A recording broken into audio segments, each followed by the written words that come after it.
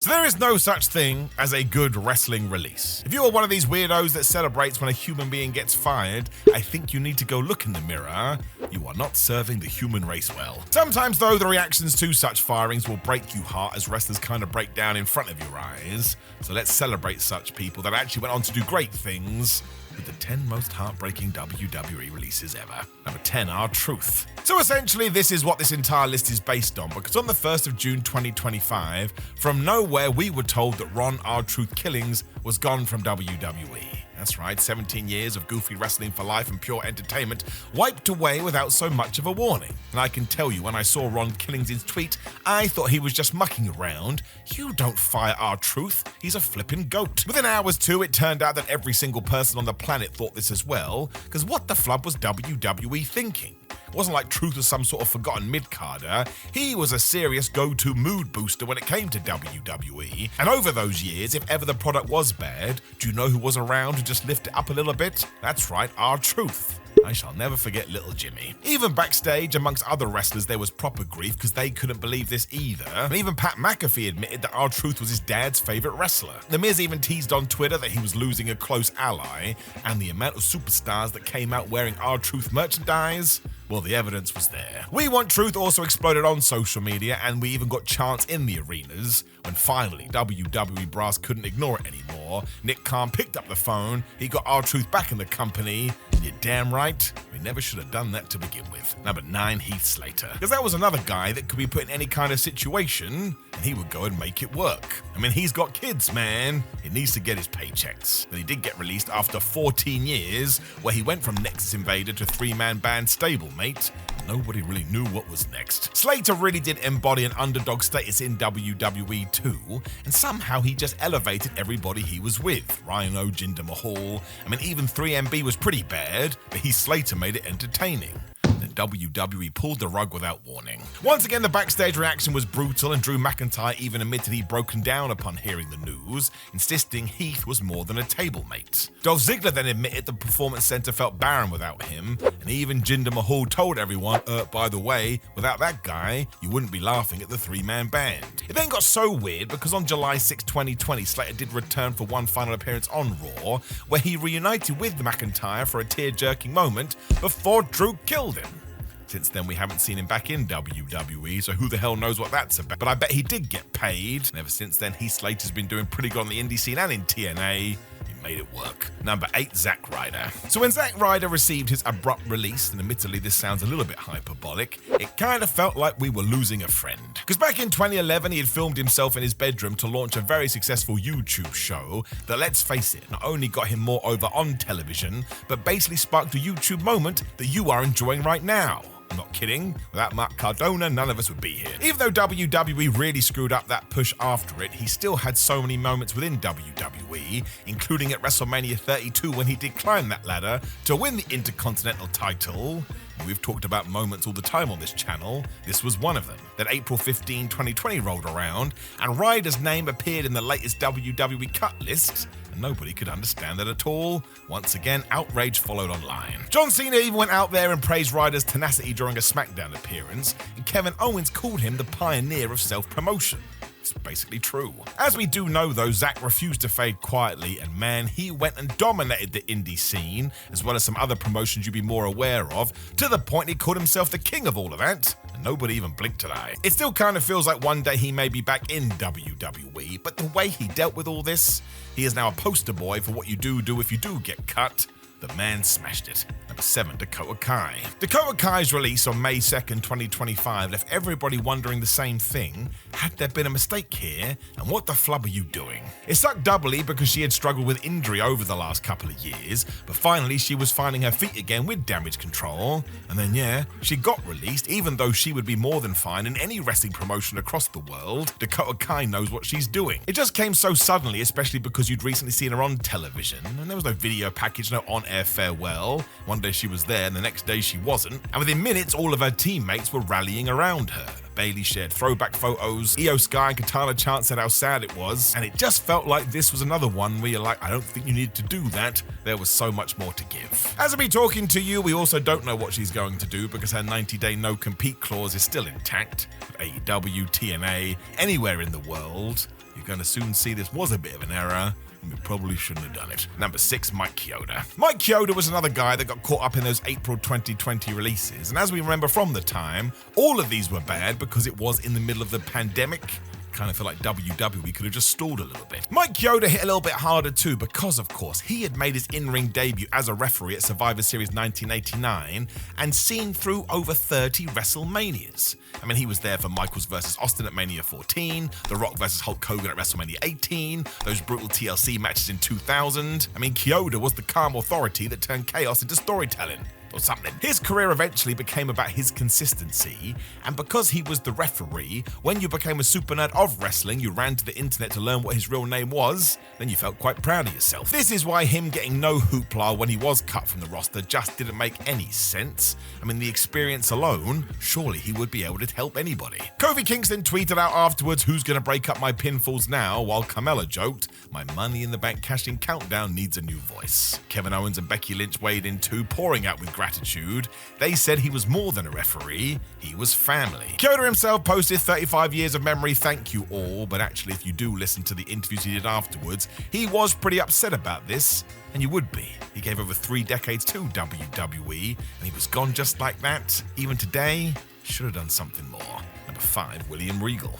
William Regal's January 2022 WWE departure ended a 22-year stretch inside the squared circle. I mean, he guided NXT from day one as his on-screen general manager, and later on had been given the title of Vice President of Global Talent Development, because trust me, if anyone knows about who you should bring into your company, it's William flippin' Regal. He's also a great mentor to rookies behind the scenes. So WWE were really losing a player here, and surprise, surprise, at AEW Revolution 2022, Regal popped up. This is when we got the Blackpool Combat Club, where Bryan Danielson and Jon Moxley could stand next to William, and yes, he was one of their mentors too. We just talked about this. Eventually, he was allowed to leave AEW on December the 30th because he wanted to go and work with his son, who was now in WWE, after his former employer had reached out and said, "Yep, you can come back here," which he did on January 4th, 2023. He also slipped back into his VP role, and even today, Triple H credits William Regal with being his right-hand man. Without him, who knows what state the company would be in today. There was plenty of chatter around this too, but actually go and listen to Regal in interviews and he does clear this up.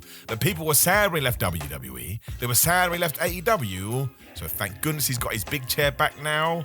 I mean, the experience that William Regal has, he will make you a better wrestler. Number 4, Bray Wyatt. July 31st, 2021, I was driving to a wrestling show when all of a sudden I heard that WWE had cut Bray Wyatt due to budget cuts. That is like taking a potato and throwing it into the river when you're hungry. What are you doing, man? Bray Wyatt is not a guy that gets released. To this day, I cannot figure out what anybody was thinking, though. Even if Bray was being paid a lot of money, who cares? The man deserved it. He was a creative force. Fans erupted on social media as you would expect, and Alexa Bliss, Braun Strowman, and countless others all came out and were like, "Can we please stop this? Also, look at his ratings, look at his merchandise, he's still shifting t-shirts." It also made the locker room feel like, well, if Bray can get fired, anybody can.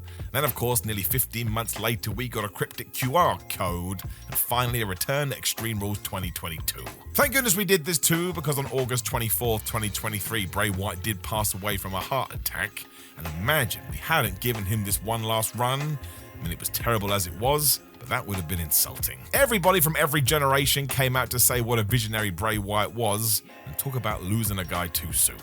This is why you should always take the picture, as they say. If you love somebody, go and tell them. You just never know what tomorrow brings. Kind of puts wrestling into perspective too. It's the most important of the least important things. Number 3, Mickie James. So not only was it ridiculous that Mickie James got released from WWE on April 15th, 2021, but the aftermath to this was terrible. We soon learned that her ring gear and other possessions had been sent to her in a trash bag. It was considered so offensive, rightfully so, that Triple H and Stephanie McMahon publicly apologized to Mickie James, and apparently the responsible staffer was fired. I mean, James returned in October 2016 with hopes of mentoring the next generation and, of course, appearing on TV. But I tell you, man, throughout her whole run during this period, I don't think WWE pushed her in the right way at all. Then, of course, they just got rid of her. No farewell package. Once again, social media went crazy with a Alexa Bliss calling her a trailblazer, Bayley mourning the loss of a real role model, and the hashtag Thank You Mickey trended for a good few days. Mickey was never going to be too affected by this though, because she did go out there and reinvented herself in Impact Wrestling and won the Knockouts World Championship over and over again. I tell you too, all her matches are bangers. She also got to have a defiant return to WWE in the 2022 Royal Rumble when she was the Knockouts champion. So yep, Mickie James went and made history again. I still think it was a misstep to let her go anyway, because she was a true locker room leader. This is what we talked about during the intro. She was always going to figure it out. She's Mickie James, damn it. Been doing this for 20 years. Number 2, Dolph Ziggler. So the weird thing about Dolph Ziggler's release is that WWE did it very quietly on September 21, 2023. And even though people had wondered for a while what they were going to do with Dolph, I don't actually think we believed he'd ever leave. I mean, he was a 19-year veteran at this point, with 1,554 televised matches under his belt. I do believe that's the 3rd most in company history. This all came down to the fact that TKO took over, which apparently meant we did have to lower the roster. And instantly people started to talk about the fact that maybe we never did right by Dolph. I mean, the show-off was an awesome seller, an awesome bumper, and could basically figure out anything you did give him, which ultimately was his undoing. I think that WWE and Vince McMahon thought he was too good, so never actually put him in the proper spot. He still got his Money in the Bank cash-in following WrestleMania 29, and that still remains one of Raw's loudest ever pops. Even The Rock saw this and said that he has seen all of these current releases and he thought it was so effing tough these days. John Cena echoed that sentiment. Big E, who was a long-time Dolph ally, even thanked him for taking a rookie under his wing. Just think of all the people that Dolph Ziggler made look good. The man was a beast. Of course, everybody wanted his signature as soon as he was a free agent, with him finding a home in TNA. And ever since then, he's just been great. Someone even said the other day they think him arriving in total non-stop action was the reason the company got an uplift. I don't doubt it, man. That dude had tenure. Number 1, Drake Maverick. Drake Maverick was another guy that exited WWE on April 15th, 2020, or he was someone that got caught up in those pandemic cuts. It was the same wave that did take out Kurt Angle, Mike Chioda, and Zack Ryder, and almost instantly Drake went to the internet and he uploaded this video where he was in tears, and I tell you, if you could watch this and not feel for the man, you cannot have a heart. It's one of the saddest things you've ever seen in your life. The guy was losing his dream. It was so damn impactful and so damn emotional, and there was such a big outcry. WWE did it again because they called Drake Maverick and they said, you know what? You can come back to the show. And his redemption arc peaked on NXT when he got a new contract live on air. I tell you, man, if you want to feel warm and fuzzy in your tum-tum, go and watch this right now. The curtain fell once again in November 2021 where he was released in yet another round of roster cuts, but once again he handled it with grace. Drake Maverick is a super good dude, a super smart dude, and if you ever want a wrestling match being put together, you should probably go and talk to him. Then in 2022, it was reported that the real-life James Curtin had once again been rehired by WWE, and he now works as a member of their creative team. What did I just say? I don't want to be that guy, but I'm going to be that guy. I have worked with Drake Maverick a couple of times, and his brain is just the best.